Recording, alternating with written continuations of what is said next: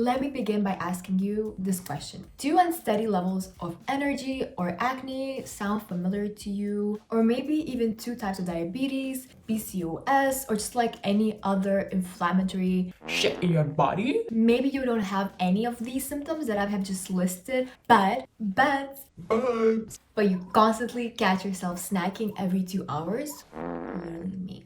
That was me. That was me before I met God. If you're experiencing any of these symptoms that I have just listed, let me tell you, that's not your fault. Okay. Guess whose fault it is? It's your body's fault. It's your body sending you messages and trying to alert you by telling you that it needs help. Hello, how are you? I am under the water.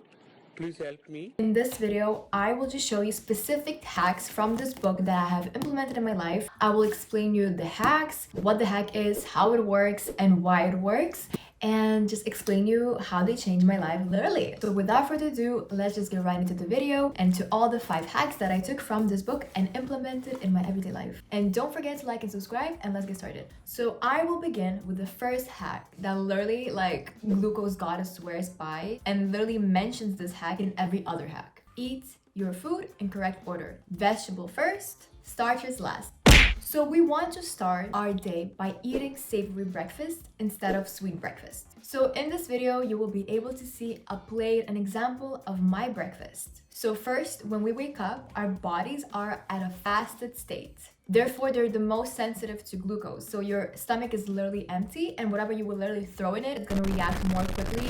That's why when you eat starches for breakfast, so like, I don't know, oatmeal, bread, the first thing, like if you eat that the first thing in the morning, that breakfast can lead you to have a bigger spike later in the day, which means you will get hungry way quicker, you will want to eat way more often, you will want to snack, you will literally want to snack. So if you want to improve that one thing in your everyday life, eat savory breakfast in the morning. How do we do that? So have a breakfast that contains fat, protein, and fiber. And starches like bread, you can leave as the last thing, as just like, you know, starches are more for taste. So when you look at your plate, the first thing you want to eat is fiber. Fiber, what is fiber? Again, I'm not here to explain the scientific reasonings, but fiber is basically vegetables, like vegetables, anything green. When you will eat that vegetable in the morning, it will land into your stomach and it will create this protective barrier that will basically create like this layer in your stomach that will prevent the starches coming later from the glucose spike. After fiber, you will eat protein, fat, and then the last, the starches, so the bread and all of those things. And after that, you will see how your energy levels will just change dramatically, as well as you will definitely stop having cravings throughout the day. So the second hack, which I actually wanted to mention in this video, it's nothing new in my personal life, but I thought that it's really important to mention,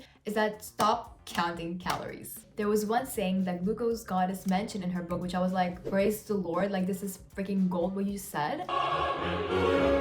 Is that judging food by its calorie count is basically the same as judging a book by its page count. So this hack is more about focusing on the quality of the foods rather than counting the calories of the food. So as an example, take a piece of apple, let's say whatever, and then a piece of chocolate. You might be thinking, okay, they have the same amount of calories, which means I don't care what I eat. But you do care, honey. You literally care. Even though the calories might be the same, their molecules, like from what they are created from, they're different, right? Even though they have the same amount of calories, they will have a different effect on your body. And I just feel like counting calories for the rest of your life is just a bit sad. So it's just more about, you know, focusing on whole foods, what they're made of, and the less processed they are, the more benefit your body will get out of the food. So the calories don't really matter. So along this hack comes the third hack, which I think is also really important to mention. So choose savory snacks over sweet ones. Though we want to aim away from snacking habits and focus more on like filling up and eating more at once, whatever the circumstances come, sometimes you want a snack and it's okay. But when it comes to snacking, if you will choose a snack, choose something savory rather than sweet, which again,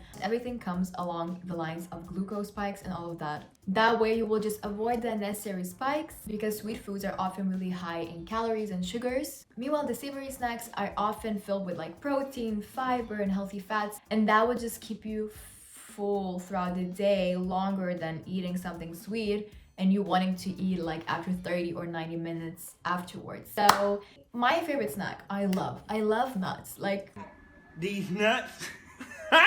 No matter what, I always keep nuts in my bag because they're full of healthy fats. So just choose more savory snacks rather than eating something sweet. The fourth hack, which I actually kind of low-key sounds disgusting, and I think a lot of people are gonna be like, Oh my god, Danielle, stop with these hacks. I'm over your disgusting diet, whatever. but the fourth hack is that drinking apple cider vinegar before eating anything sweet. At this point, you're like, I'm not putting acid in my body, Danielle, but just give me a chance, okay? Just let me explain why I love this acid. So what if I told you, like, if you're gonna drink apple cider vinegar mixed with water, it can decrease your glucose levels by 30%. Because you know, like, I'm still a human being, and there are days when I will eat pancakes for breakfast. There's still birthdays where I will literally might eat, you know, a cake on an empty stomach. And it's not like I'm gonna go run eat a vegetable before that. You know, I'm not that crazy. Are you sure about that? So, you know, before those meals, I will drink apple cider vinegar water. As nasty as this sounds. For me, it tastes like kombucha. My boyfriend does not agree. He literally wants to puke when he sees me drinking apple cider vinegar. Like, I literally drink apple cider vinegar as my casual drink.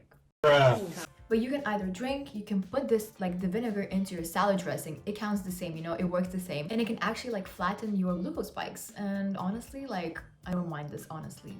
You don't have to drink specifically the apple cider vinegar. You can literally use any type of vinegar that there's on the market, like white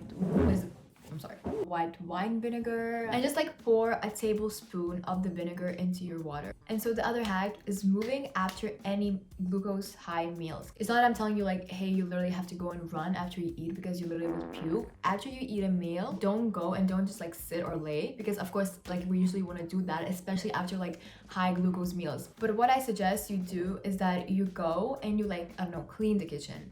You can clean the kitchen, you can clean your room, you can just move, you know, and that's gonna help you to reduce the spikes, which is amazing because it doesn't like really require a lot of effort, because you still want to like clean your kitchen right after you cook. I basically try to move after every single meal that I have, because I just feel like that digests them quicker. I don't know, I just feel better and more lightweight rather than like sitting on my ass. And just the other hack, which I love, like I love because it's just so easy. Put your clothes on your carbs. Basically, if you have something sugary, an example, let's say you have watermelon, right? If you would eat it by its own, it's gonna create a spike in your blood, right? So what you wanna do is that you wanna put clothes on it. Not like literally, you know, of course, not literally. Put something on it like fat, fiber, that would lower the chances of having the spike, right? So when you mix foods that are high in glucose or like sugar or fructose, whatever, and when you mix that with something that is more, I don't know, with protein, fat, fiber, it's gonna basically create, you know, a more smoother spike if you would have one. So if you want a snack or anything, just try to like put more